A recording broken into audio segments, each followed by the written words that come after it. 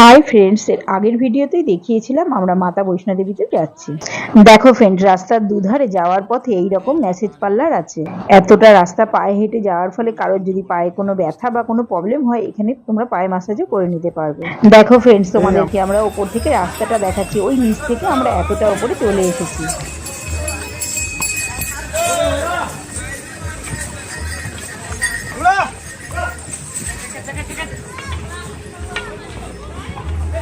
ঘোড়ায় করে দেখো কত লোক যাচ্ছে, সারা রাত এরম ভাবে মায়ের কাছে লোক যায়। বৈষ্ণো মাতার কাছে যাওয়ার জন্য আমরা বেরিয়েছিলাম রাত 9টায়, এখন বাজে রাত 1:30। আমরা অনেকক্ষণ হাঁটার পর একটু ক্লান্ত হয়ে পড়েছিলাম, তাই একটু বসে পড়েছিলাম।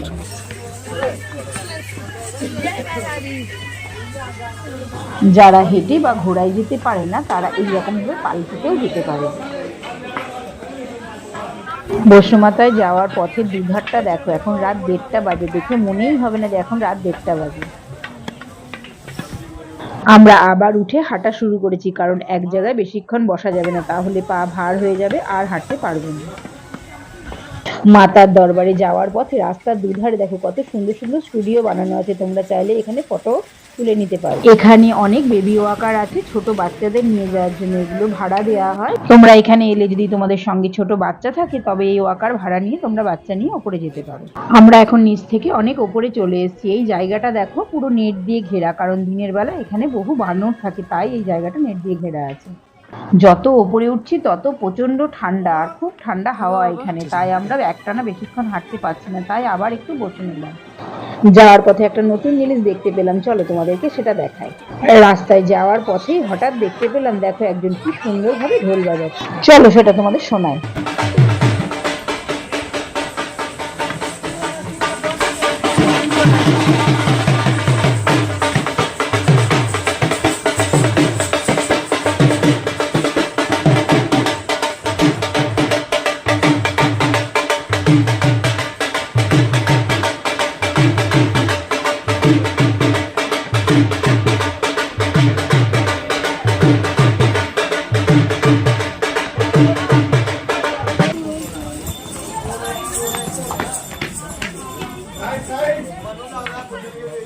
আমরা এখন অনেক উঁচুতে উঠে গেছি। রাত্রেবেলায় তোমাদের দেখো উপর থেকে কাটরা শহরটা তোমাদের দেখাচ্ছি ভালো করে।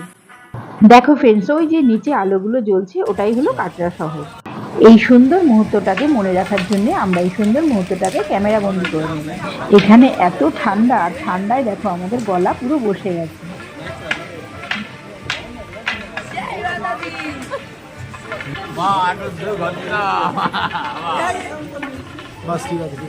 এক সেকেন্ড।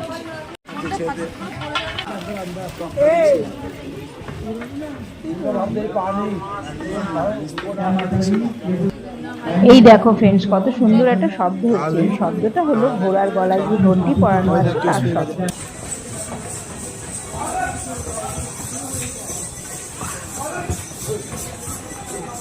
অনেকক্ষণ চলার পর আমরা অনেক ক্লান্ত হয়ে গেছি, তাই আমরা একটা চা বা কফির দোকান খুঁজছি, যেখান থেকে আমরা একটু চা বা কফি খেয়ে নেব।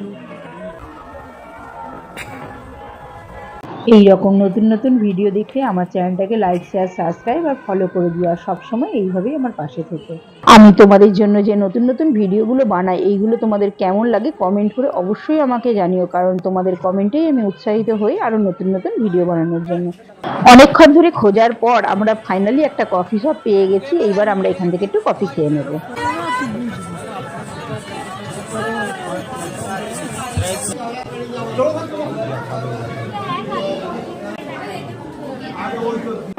এত প্রচন্ড ঠান্ডায় গরম গরম কফি খাওয়ার মজাটাই কিন্তু আলাদা। কফিটাও কিন্তু দারুণ হয়েছিল।